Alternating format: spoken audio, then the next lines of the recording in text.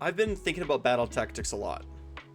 Obviously, for obvious reasons. They're really weird this season. So let's have a look together, and I would like to share where my thinking is at right now. But first, of course, thanks to all my patrons, Librarian, the other dice place, Baron of Dice, Wah. Okay, so I'm going to show you 3 different lists and tell you the battle tactics that I have for these lists, and this is from 3 different armies. And then I want to say the sort of problem and issue that I'm having with battle tactics. So up first, Kruleboyz. By the way, for my Kruleboyz boys out there, I'm really digging the 2 Bull Boys. They're just pumping out a lot of damage. They're good. I like it. And I'll sort of get into this why. So here's the list. It's a Merc Knob on Belchabana. It's a Soggy Gnashtooth with a unit of Monster Killers, and I sort of deployed them roughly in this order. It's a Break-a-Boss with Egomaniac and Meenan, Marshcrawler, 2 Reinforced units of Gut Rippers, another unit of Monster Killers, a Shaman with the Staff, 2 Reinforced units of Bolt Boys, and an MVP Killbow. And I'm going for Intercept and Recover, which is, you have to kill, your opponent picks 3 units and you have to kill them. And Master the Paths, where you have to kill an enemy hero, and then you have to have more friendly units in neutral territory than enemy units. And then the last one is you have to be in 3 different corners. They can't be 2 of them can't be friendly corners, and you can set up 1 unit. So these battle tactics are being achieved very easily, I'm finding. I've scored both of them completely in the last 2 games that I've played. Basically every game I haven't played against Nighthaunt, I've scored all 6 without really a ton of struggle. And the reason is because I am, in this army, I'm very, very good at receiving very aggressive armies. So they, will be 2 drops, they'll take first turn, they'll charge in at me, and I'm just like, oh, you strike last, Monster Killers are up in there. If I counter shoot into their monsters just to put a wound on them, then the Monster Killers can make big monster strike last. Obviously we have ganging up, and we just throw out a ton of mortal wounds. The Gut Rippers being -1 to hit is strong, and this is of course before I've had a chance to cast any spells or activate any of my buffs, like casting spells, getting venom encrusted weapons, right, things like this. But I'm finding that there's enough debuffs, and there's enough ganging up gets to be activated. So even if we're only hitting on 6s, if I can strike last and have a unit of Monster Killers and a unit of Gut Rippers in combat with an enemy unit, for example, I'm able to throw, the Gut Rippers, the Monster Killers throw 21 dice. So if I can strike something last, I'm still throwing 60 dice with crit mortals, right? So it's enough to lift, 2 pigs, for example, 2 gore gruntas.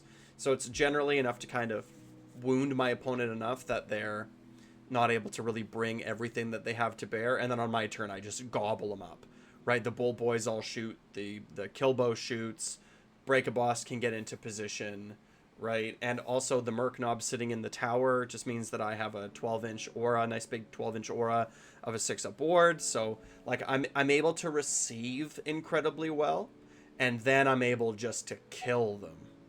And really the thing that's helping me out a lot is two important factors. 2 big important factors are helping me accomplish intercept and recover. The first factor is having reach, having good shooting. That's at 18 and 24 inches. I'm able to focus fire things that my opponent doesn't want me to kill. There's very few armies that can put a treasure token on a unit and then keep it out of range of my shooting for the entire game.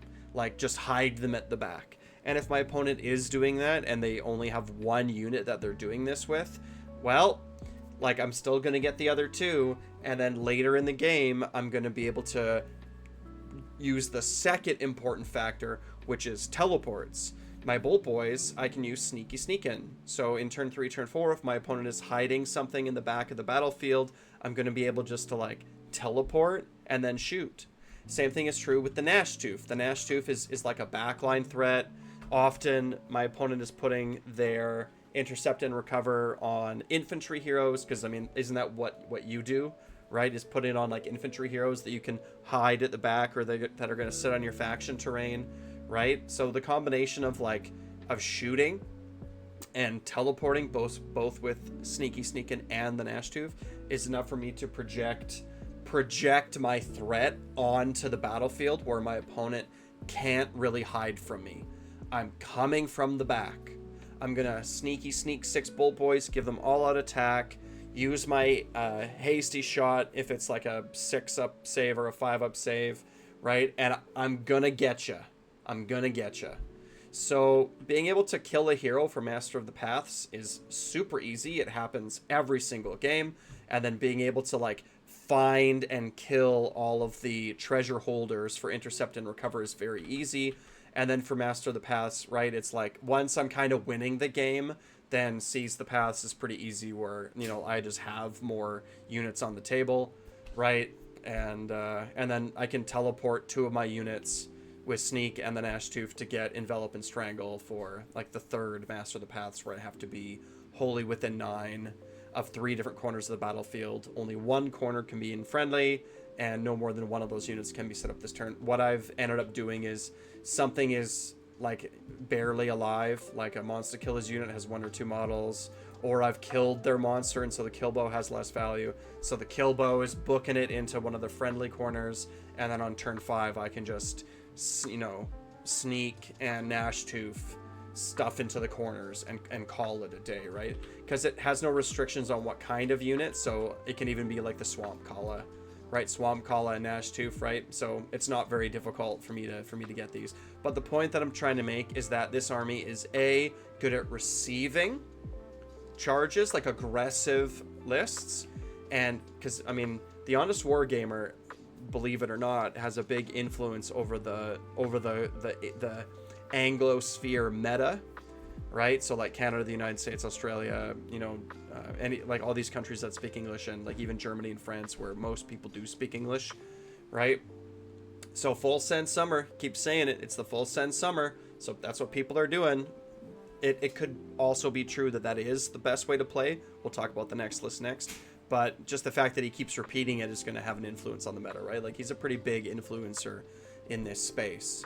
So, but yeah, like, again, I'm really good at receiving those aggressive armies. I'm playing against lots of them. I don't know if you are, but I am. I'm playing against lots of them.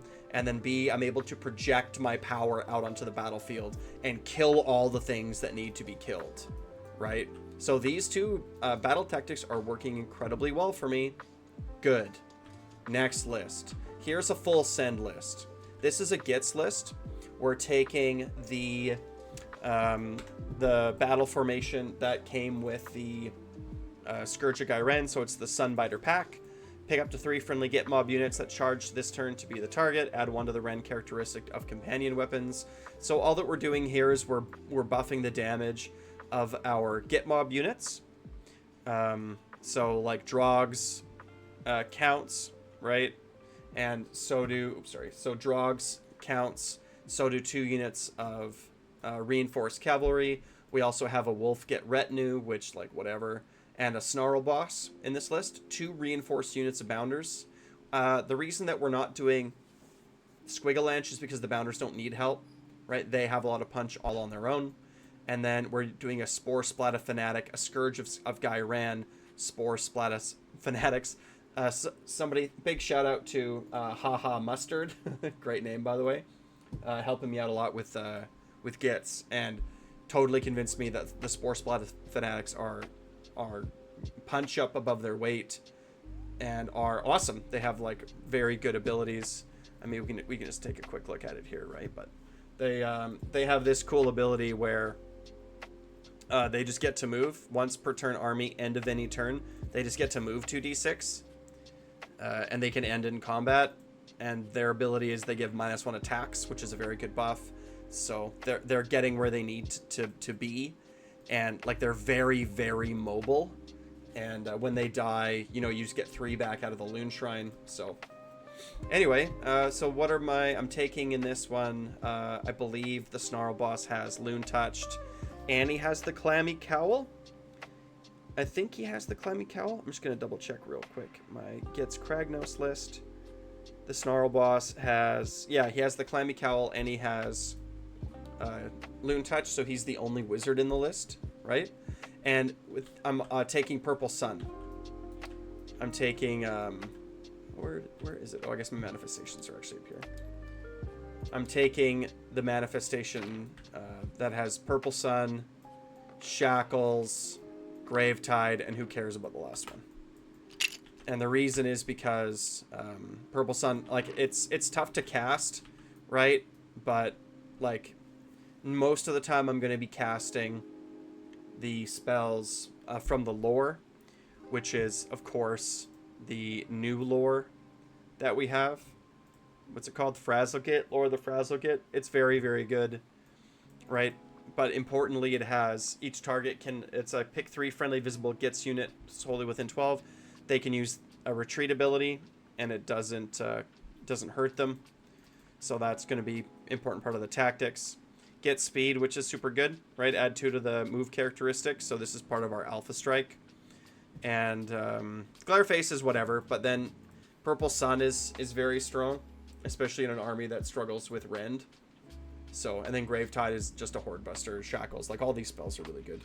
Shackles is good just for its damage, like 3 2-up D3 damage things that you can just put onto your opponent, especially because we're being a very Alpha Strike, Alpha Pin list.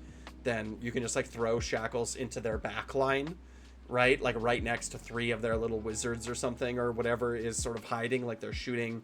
Like if it's a Kruleboyz list, like I'm going to pin them and I'm going to be like 1 next to each of your shooting guys. And I'm just going to be like 2-up D3, right? 2-up D3. I'm going to start whittling down your shooting. And if you don't deal with it, they're just going to die, right? Some of these spells are a little bit hard to cast, right? They are a little bit, I think Purple Sun is an 8, but I'm not taking Lore of the Dank because I don't care about the moon, right? I just don't care about the moon. It's not that important. It doesn't really matter all that much for Bounders. Like, Bounders are pretty fast. And in this list, we're sending in the Snarlfang early, right? Because the Snarlfang boss gives them +2 to charge.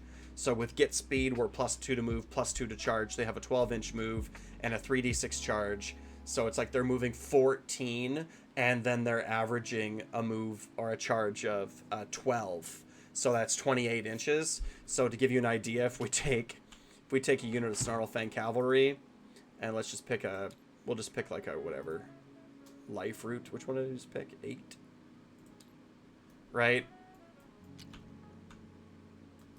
So like I said, they move 14 inches, right? And then, so look how close I am to their deployment line already. And then we have an average charge of 12 inches, right? Like I'm getting deep into their zone. So, and those are AoEs, so it's not even like I can do that with multiple units. So if I get +2 to move, +2 to charge, even without that, like we're going so deep. So deep. Anyway, and then that's kind of the idea. Drogs is just a really good war scroll, giving our opponents where they can't use all-out defense. Oh no, it's a +1 to, it's they can't attack us, right? Because we're really squishy. So -1 to hit in an AoE is really good, right? Like he's just really strong. Okay, so this is like I said, this is an Alpha Strike list. Everything is a scout. 1, 2, 3, 4, 5, 6 units are scouts. We're Alpha Strike, and we can bring things back out of the Loon Shrine. When things come back out of the Loon Shrine, they're getting right back in the fight. The cavalry are going in first, so when they die, we're going to get 3 back. And again, they just have such a big move, it's going to be very easy for us to score Scouting Force. Because we're only 2 drops, we're going to choose to go first every single time. If we choose to go first, our opponent has a 58% chance of doubling us, right? Because the reroll isn't as powerful as I thought it was originally, just because we win ties, and so winning ties is crazy good. So if our opponents want to burn it's like, go ahead, like I'm gonna alpha pin you, and then if you want to go ahead and double me, it's like fine. It's like I control so much of the map, right? It's totally fine. But with Scouting Force, getting 3 scouts outside of the territory is very easy. Controlling 3 or more terrain or objective features is going to be very easy in this list, because the way that what we're gonna do with the Bad Moon is we're gonna start it in Scowlin, so that on turn 1, so just as a reminder to the Snarlfang, they can retreat and shoot. Sorry, they can retreat and charge. So being able to retreat onto pieces of terrain obviously is good and what's going to help us out here. And then the Bounders come in for round 2. But they can retreat and charge. We also have the spell from Frazzlegit, which lets us retreat without being hurt. And the Bad Moon Loon Shrine brings back our scouts. So we're going to have lots of scouts coming back into the play. And there was something else too. What was it? What was it? What was the last thing?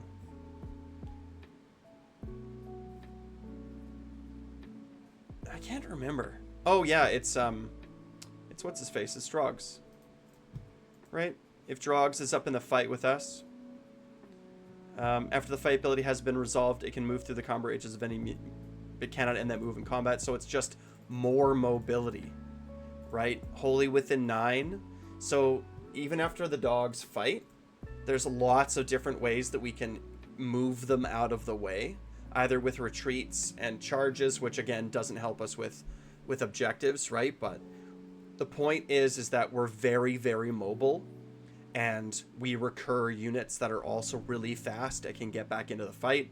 We're going to deploy our Loon Shrine very aggressively up the table so that when we bring units back, it's going to be pretty easy. Kragnos is going to sit in the middle of the battlefield and just launch all these guys into the fight. Like they're just going to be running past him.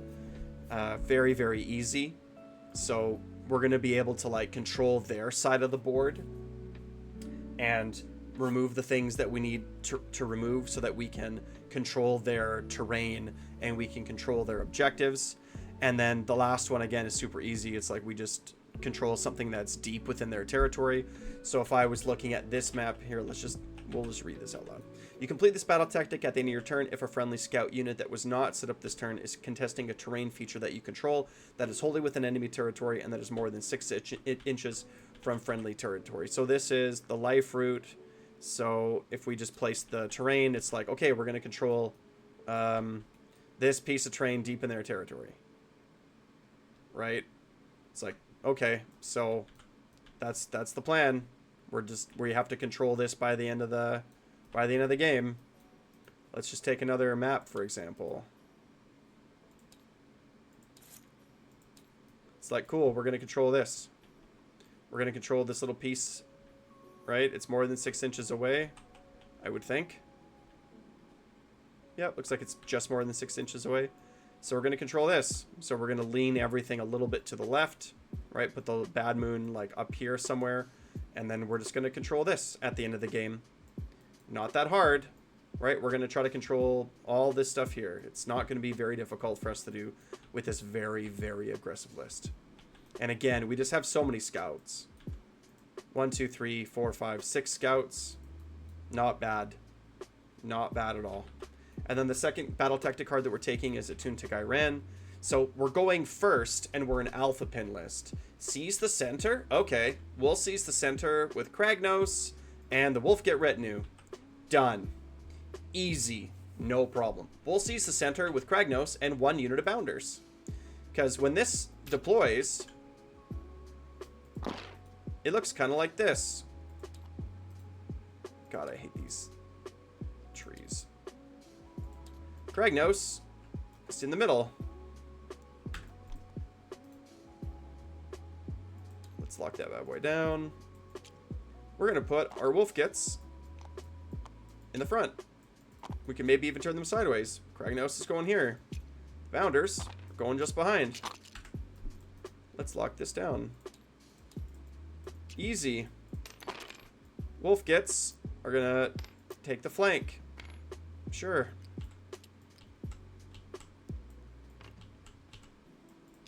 Drogs is going to come in the middle with us here. Spore Splatas are going to take this flank. Probably mostly just to zone things out. So that no one's doing any sneaky shenanigans. Cool. This is what we're doing. the Snarl Boss is in the middle so that he can give the AoE, and then it's like literally just everything is moving up. These guys are going to end up down here.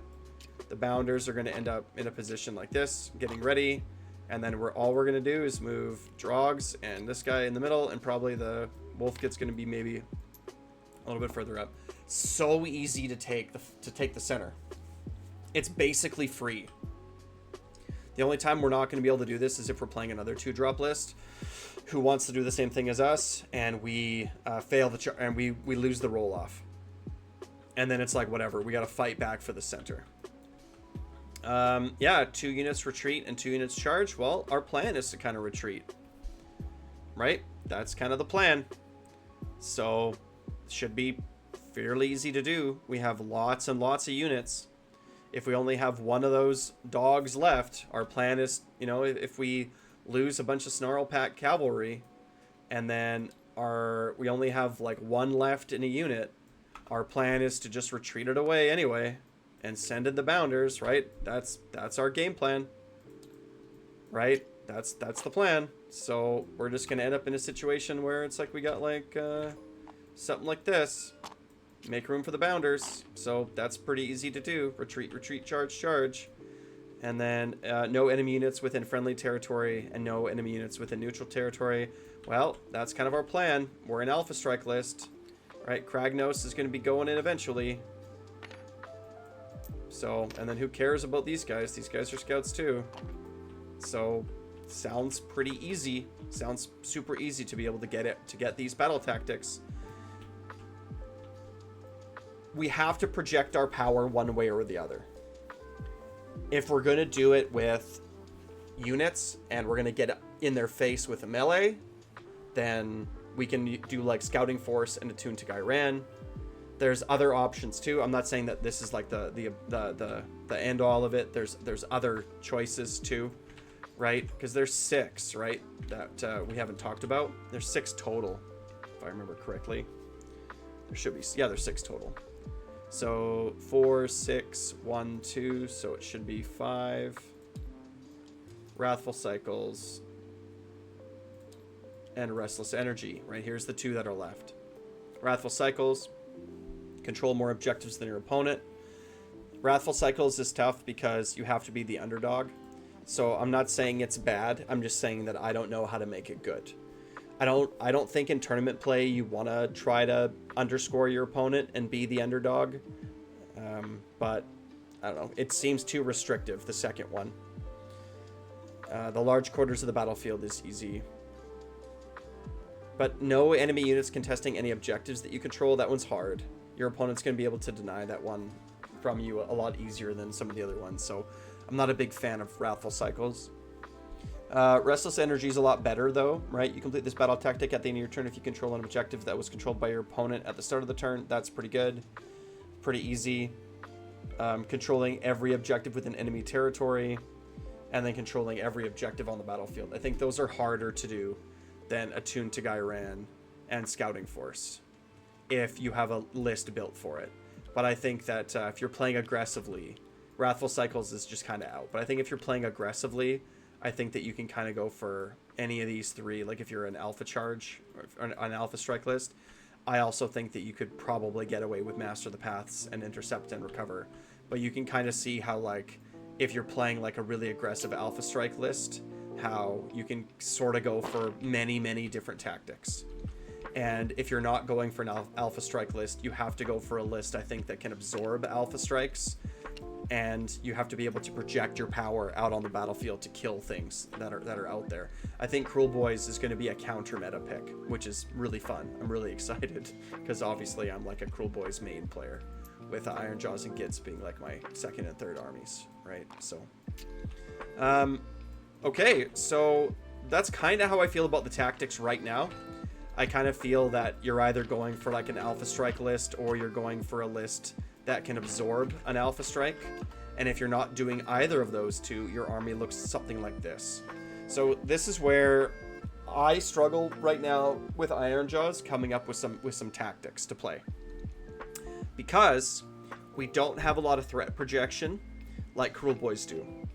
We have some teleports, but they're kind of restricted. We have to be wholly within 24 inches of the caster, and we don't have any shooting, right? So our opponent is going to be able to keep their units away from us that they don't want us to get. We do have like hack and crew, but it's a lot more difficult for Ironjawz to get our units into things that our opponent is trying to keep safe from us. Also, we don't have cheap cavalry, so scouting force isn't super easy for us because it's 180 points for Gore-Grunta Gougers, for Gore-Gruntas, for little pigs. So it's really difficult for us to just like control the board. And also don't forget, scouts have to not be in combat, and that's kind of not what we want our pigs to be doing. We want our pigs to be in combat. So this list is a 3-drop list. It has a Mega Boss that has trophy. No, I think he's got the armor of Gork. He could also have Trophy Skull, I think. But he's got the 6-up board, and he also has an Eye for to Fight, so things can redeploy 4 inches within his range. We have a War Chanter and a Weird Knob. We're running 2 reinforced units of Brutes. Very good at controlling the primaries, right? And just really scary, especially with crit 2 hits on a Wa turn and +1 damage. Like, they're just gonna destroy whatever goes through. And if we get the Mega Boss in there to fight with them, if it's our turn, the Mega Boss can get in there, call a Wa, they get +2 attacks, give them +1 damage, use all out attack, right? Or we also have a unit of weird brute Rekkas, the soggy ones. These can either be in 1 squad of 6, which is how I'm running them here, or they can be in 2 squads of 3. I think that if they're in 1 squad of 6, they're way scarier to go into infantry. They're also pretty cool, I'm finding, to like send them in to fight a brick of infantry. If you can just have them fight a brick of infantry, they'll deal a ton of damage. They won't take a lot back because, again, you've like whittled down their